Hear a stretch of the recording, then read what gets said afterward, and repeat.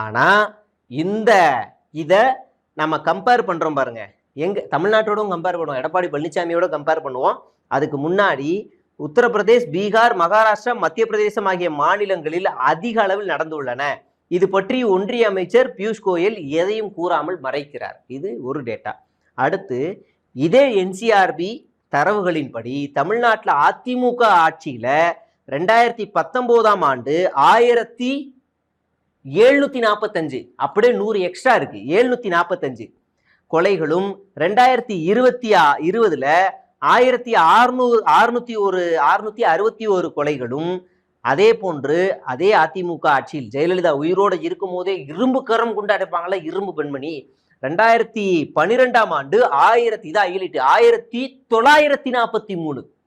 எப்படி திமுக ஆட்சியில சட்ட ஒழுங்கு சரியில்லைன்னு தான் இவங்க 2011 ஆட்சிக்கு வராங்க.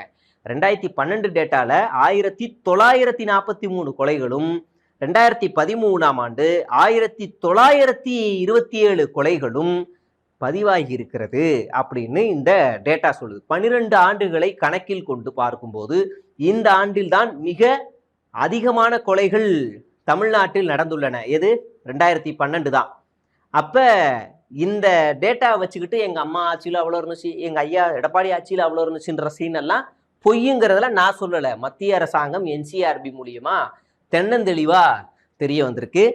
இதெல்லாம் தாண்டி இன்னைக்கு விஜய் என்ன கார்ல இருந்து கிளம்பும் போதே ரோட் ஷோன்னு யாருக்குமே சொல்லவே இல்லை.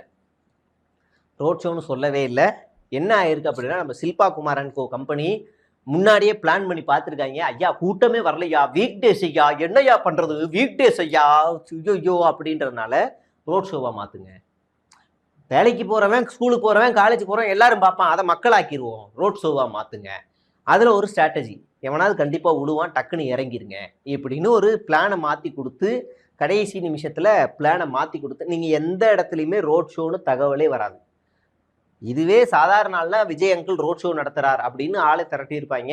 காலையில தான் ரோட் ஷோ என தகவல்னு வழக்கம் போல அந்த பீல ஆரம்பிக்கிற சேனல் தான் பரப்புனாப்புல. பீல ஆரம்பிக்கிற மாதிரியே பீயை போட்டாப்புல அந்த பீ வந்து இப்போ வேலை செய்யுது. அதே மாதிரி ரோட் ஷோ ஆரம்பிச்ச உடனே திடீர்னு பார்த்தா ஒரு பையன் விழுகிறா, சொன்ன மாதிரி ஒரு இறங்கி வராரு. அது எப்படி? அங்கே ஒரு பையன் செத்தே போயிட்டான், குடும்பம் நடுத்தரும் நிற்கிது, இப்போதான் அவங்க மனைவிக்கு ஆப்ரேஷன் பண்ணி வீட்டில் இப்போ கொண்டு வந்திருக்காங்க, அப்பா வயசானவர், இன்னைக்கு வரைக்கும் அந்த குடும்பத்துக்கு போய் பார்க்கல, எதுவும் பண்ணலை. டக்கு நீங்கள் இறங்கி என்ன மென்ன பிரிந்தது போதும்னு ஒருத்தன் ரீல்ஸே போட்டான். அதுக்குள்ள இந்த மாதிரி எதுக்கு நடக்கும்னா, எலெக்ஷன் நடந்துருச்சுன்னா நடக்கும், எலெக்ஷன் டேட் அறிவிச்சிட்டாங்கன்னா நடக்கும்.